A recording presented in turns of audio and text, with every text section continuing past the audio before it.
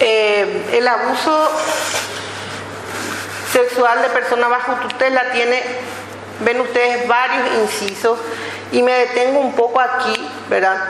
Porque ven ustedes que hay acá una diferencia entre menor de 14 años ni mayor de 16 cuya guarda o tutela esté a su cargo. ¿Cómo se va diferenciando la condición de niño o de adolescente para el proceso de sanción? Después, no menor de 16 ni mayor de edad cuya educación o guarda tutela esté bajo una persona será sancionada con hasta 3 años o multa. En la medida que la persona va elevándose de edad, parece que el daño no importara, ¿verdad? Y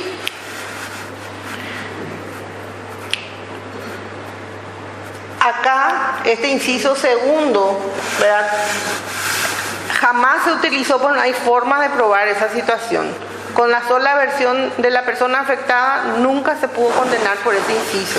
Ya está ahí como una letra muerta.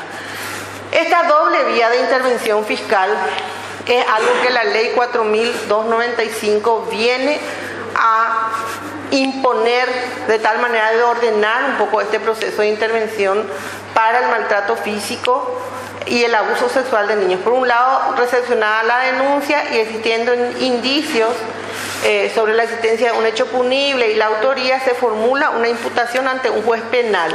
Por el otro lado, esta ley exige que se remitan las compulsas al juez de paz en su caso o al juez de la niñez para que se establezcan las medidas de protección establecidas en el Código de la Niñez y la Adolescencia, y no precisamente las de la ley de violencia, que son mucho más simples, ¿verdad? Y no protegen tan correctamente como se pretende. El Código Procesal Penal no establece ningún procedimiento especial para las víctimas menores de edad, solo para los adolescentes infractores de la ley penal. Es lo que siempre decimos nosotros en el sistema. La alfombra roja en el sistema penal es para el agresor. Y tiene su lógica en el sentido que el sistema penal está pensado y construido para proteger al ciudadano contra el poder punitivo del Estado por la gran asimetría existente entre el poder del Estado y un ciudadano común.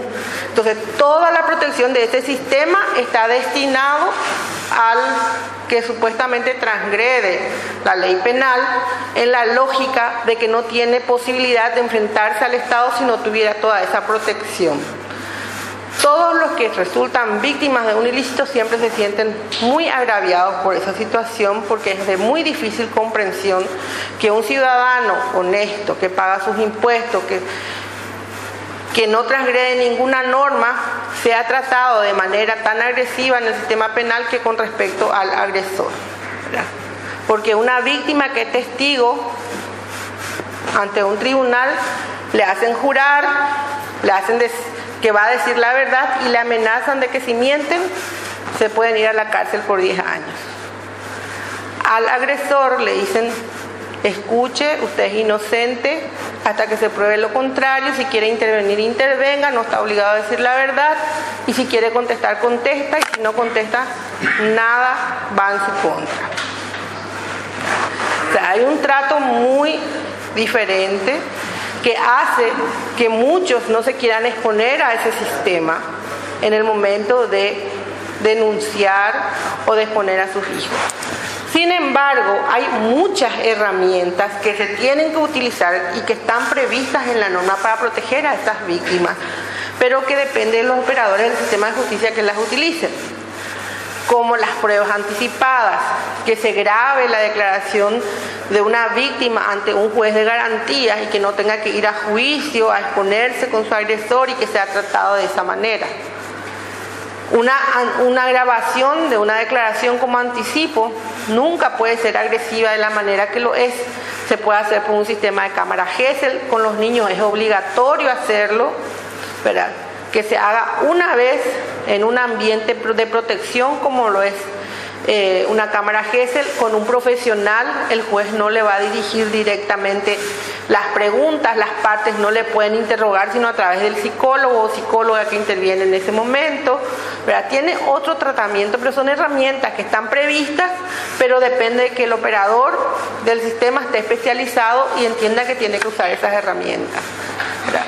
Hay varias previsiones en la norma para proteger a la víctima, pero tienen que ser utilizadas, ¿verdad?, entre los medios de prueba. Si no, no tendremos posibilidad de sancionar a los agresores, pero es absolutamente independiente del sistema de protección.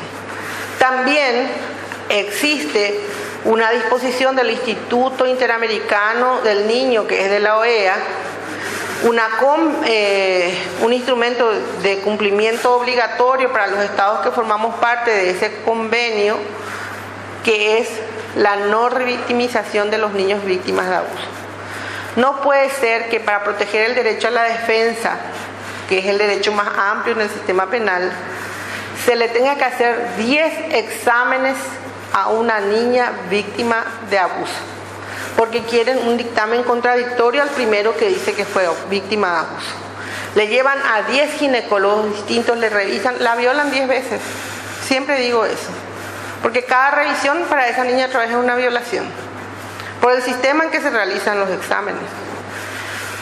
Eso está absolutamente prohibido, y cualquiera que participa en el sistema tiene que oponerse a eso, y está protegido por la norma. Los padres se pueden oponer, los médicos se pueden oponer a realizar una nueva revisión, salvo que exista la garantía absoluta de que no se va a volver a hacer una revisión. Nosotros tuvimos un caso de unas 2 hermanitas que fueron terriblemente abusadas, y el juicio duró como 7 años.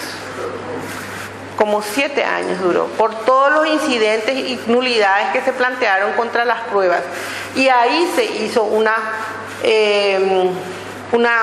dictamen consultivo de la Corte Interamericana de Derechos Humanos, si podían seguir haciéndole tantos exámenes a esas niñas, ¿verdad?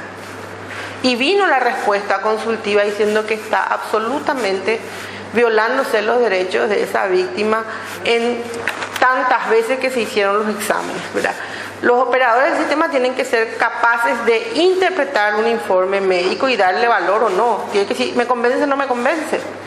Pero hacer 10 exámenes para ver si se convence o no de una prueba, ¿verdad?, es absolutamente violatorio de los derechos del niño.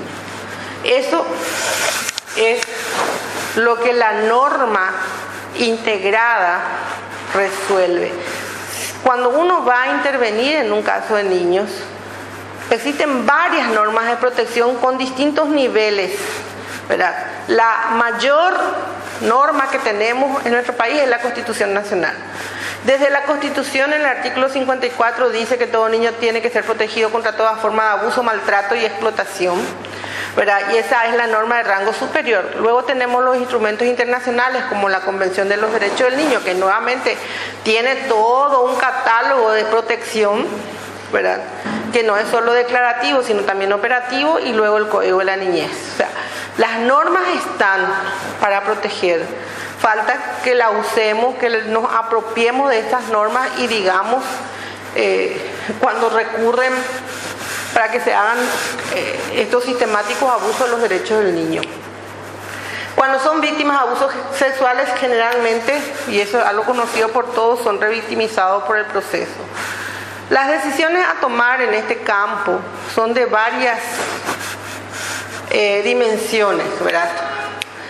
Hay un interés social contra la violencia, contra el maltrato, ¿verdad? Se tiene que tomar una decisión política en el ámbito de las políticas públicas, de qué es lo que queremos y cómo vamos a prevenir el abuso sexual, cómo vamos a prevenir la violencia y el maltrato contra los niños y qué respuesta les vamos a dar desde este ámbito.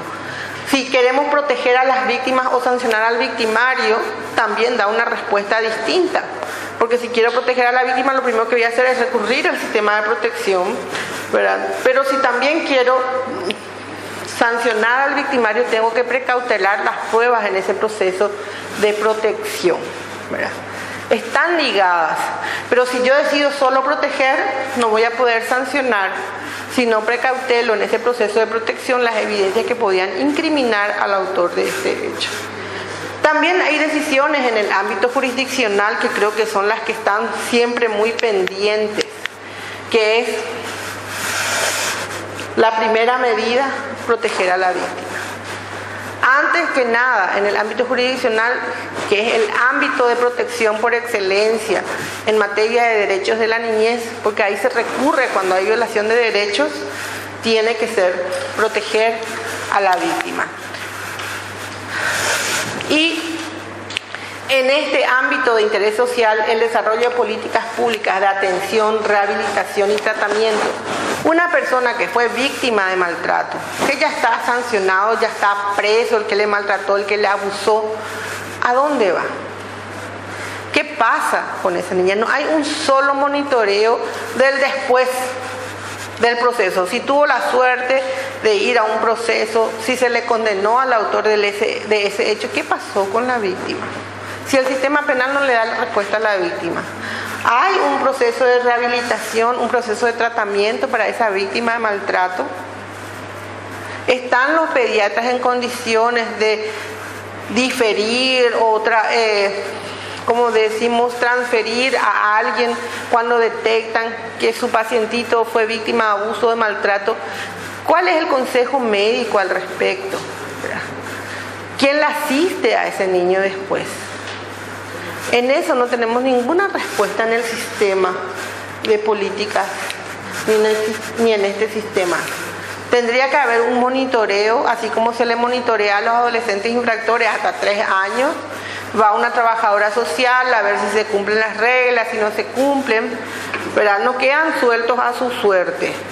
Aquí las víctimas sí. Tendría que haber una remisión al fuero penal solo cuando el caso lo amerite, para evitar que esa víctima sea revictimizada de peor manera que el abuso, cuando los hechos no producen el daño, ¿verdad?, que el sistema penal puede producir.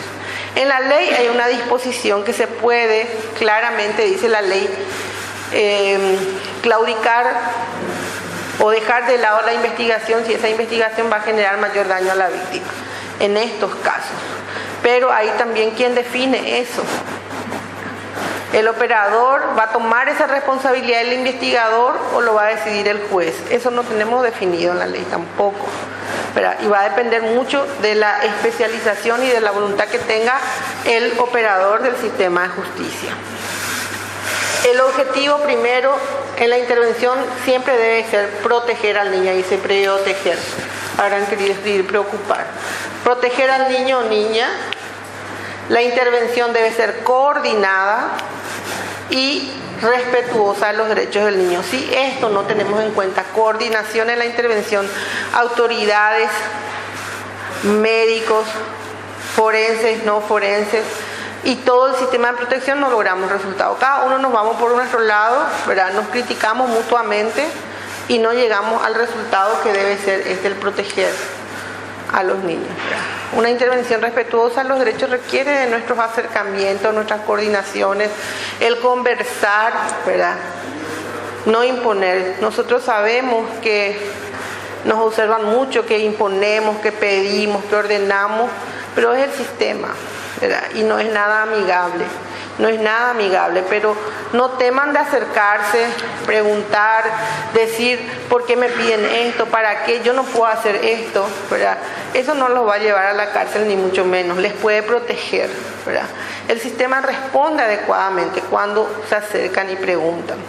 A veces, desde nuestra ignorancia en materia médica, podemos ordenar cualquier cosa, que no nos va a conducir a lo mejor al resultado que queremos. Pero como nos dicen ahí que tenemos que pedir un informe forense, agarramos y pedimos determinadas cosas que a lo mejor es imposible de obtener de una víctima, ¿verdad? Y los médicos no nos dicen nada, ¿verdad? Pueden hablar, no hay ningún problema con eso, y reclamar y decir, debieran de hacerlo porque van a estar enseñando al otro lado, ¿verdad?, de lo que se está haciendo mal. En nuestro país la medicina forense ahora está empezando a avanzar, ¿verdad? En otros países es toda una carrera, la medicina forense acá es posgrado, y hace medicina forense el médico, hace el psicólogo, hace el abogado, que no tuvimos ninguna formación en medicina, ¿verdad? Es interdisciplinario los posgrados que se hacen de medicina forense, entonces no hay otra vez, digamos, el énfasis médico que debe haber en la medicina forense, ¿verdad? En Uruguay es una carrera de 4 años, ¿verdad? muchas cosas nos faltan avanzar para que podamos nosotros decir, más allá de toda duda, con esto podemos, ¿verdad? Pero nuestra norma pretende proteger, pero sin todo el contexto de protección que debemos tener, no es suficiente. Los servicios del Ministerio Público, en este sentido, tenemos una mesa de denuncias que recepcionan las denuncias desde la policía o desde la propia víctima o de terceros. Hay unidades penales que investigan el hecho, escucha a la víctima, decide el tipo penal a imputar, y hay un departamento y una dirección de asistencia a víctimas que realiza un diagnóstico victimológico y la primera contención a la víctima. Ese es un equipo técnico multidisciplinario con trabajadoras sociales, psicólogas, médicos y abogados, ¿verdad?, que hacen ese primer abordaje a las víctimas, pero es solamente para ese proceso penal. Esos son los servicios que existen. Por supuesto, ese servicio así, todo pintadito, es Asunción. En las cabeceras departamentales existen ciertos departamentos, pero no en la cantidad y en la calidad que está en Asunción. Y a veces existe una psicóloga o una trabajadora social, pero no todo ese equipo multidisciplinario. Las recomendaciones, tomando un poco la osadía de poder decir algunas cosas, es campañas de sensibilización sobre el tema para todos los operadores, capacitar sobre la incidencia del género en estos procesos, lograr acuerdos interinstitucionales para un mejor servicio, capacitar a los médicos forenses y del servicio público a fin de lograr un diagnóstico eficaz, ¿verdad? Son algunas de las recomendaciones que desde nuestro humilde entender pudimos ver en los procesos que hemos intervenido, y estoy abierta a las preguntas y les agradezco un montón el haberme escuchado.